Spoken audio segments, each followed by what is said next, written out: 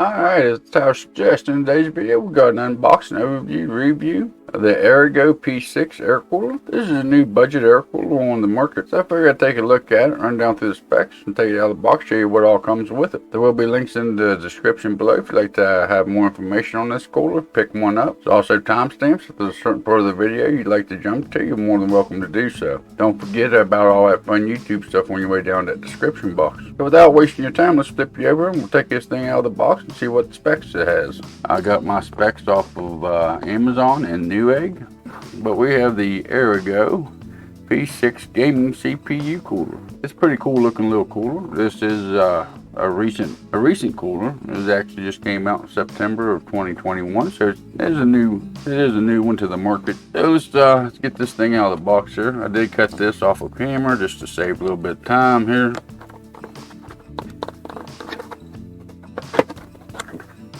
Get the box opened up. First thing you greeted with is your installation packet here. Shows you how to install it on the CPU cooler, or shows you how to install the CPU cooler onto the motherboard. You may need those for the next video on it. And we want to open up the flap. Oh, it's awful plastic filling. Let's see if I can get out here without breaking it.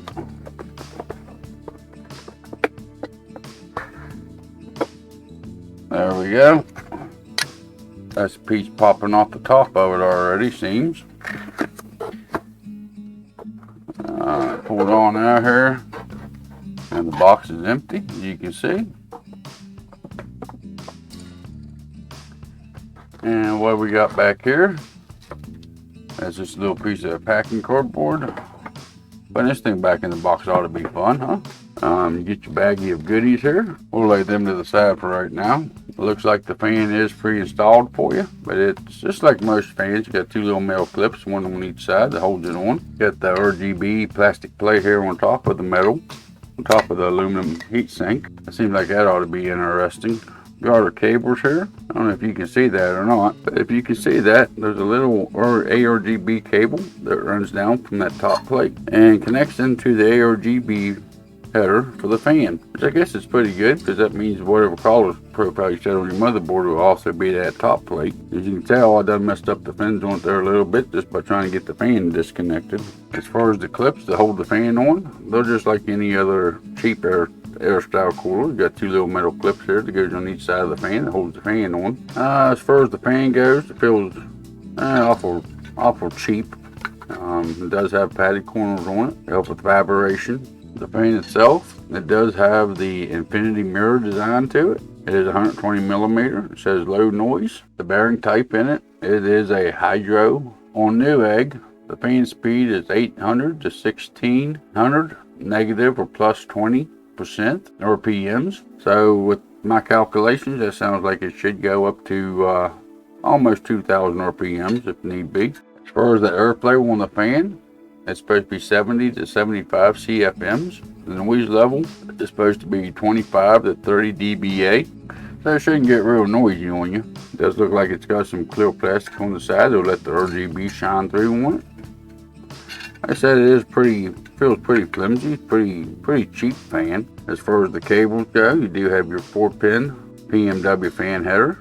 And you do have your standard ARGB headers here. Looks like they may be daisy chainable, which means you can hook up into your motherboard and daisy chain off of another cable, or you could daisy chain some more ARGBs off of this if you need to, depending on how your system's set up. Okay, so that's pretty well it for the fan. Alright, we got the heat sink itself here. On top you do have a little bit of a design with the Aigo logo. That is an ARGB, like I showed you before. The cable actually goes down and connects to the ARGB in the fan. But that ain't your typical ARGB header. You can see the pins in it. This is a 3-pin header.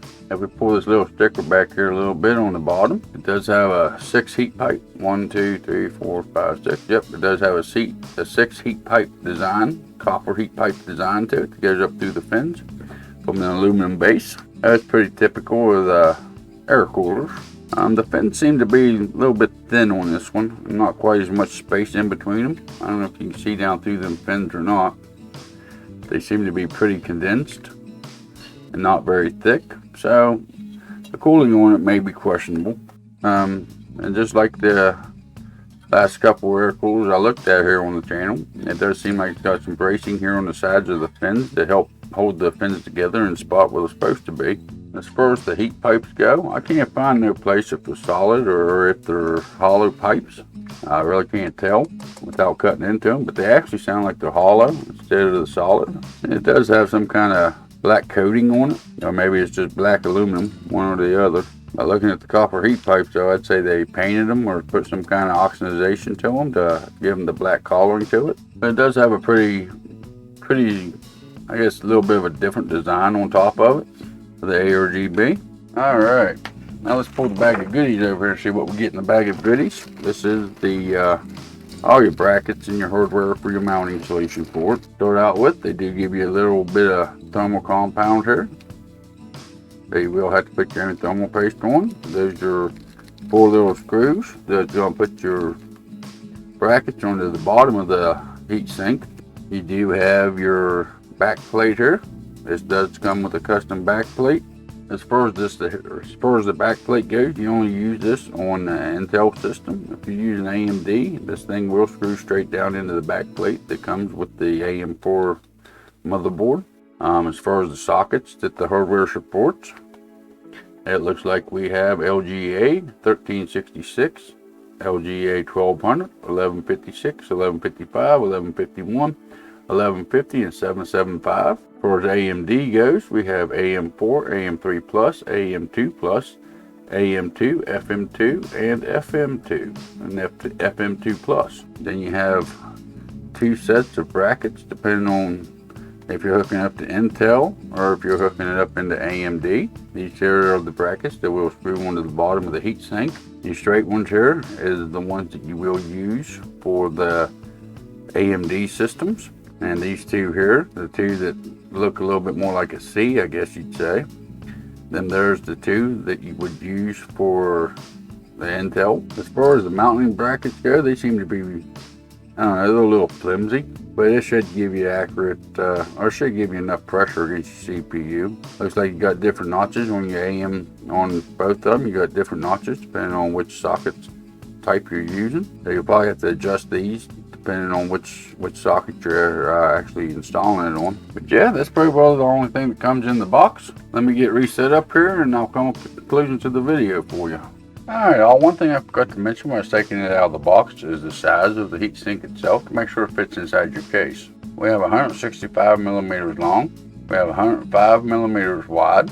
The most important is going to be the height of it, which is about 170 millimeters high. After taking it out of the box and actually feeling it, it feels like it's pretty cheaply made. The fan seems to be fairly cheaply made compared to other coolers in this price point. Seems like the fins themselves, and like I showed you, they're awful thin and there ain't a whole lot of space in between them, which I have a feeling is going to affect the cooling capacity of this heatsink. Even though it's a 6 heat pipe design, the install and the heat test will see if it's actually worth the money or not. Make sure you hit that subscribe button, turn the notification bell on if you want to be notified when that video comes out. Just by the initial feel of it, I don't think the cooler is actually worth the money. It just feels awful cheaply made compared to a lot of other air coolers in this price point. So right now, the way I feel about it, I could not recommend this air cooler to you. I think you have better options out there for the price. On your guys' way out, make sure you go down and do all that fun YouTube stuff. Y'all have a good day, and I'll see you in the next video or live stream.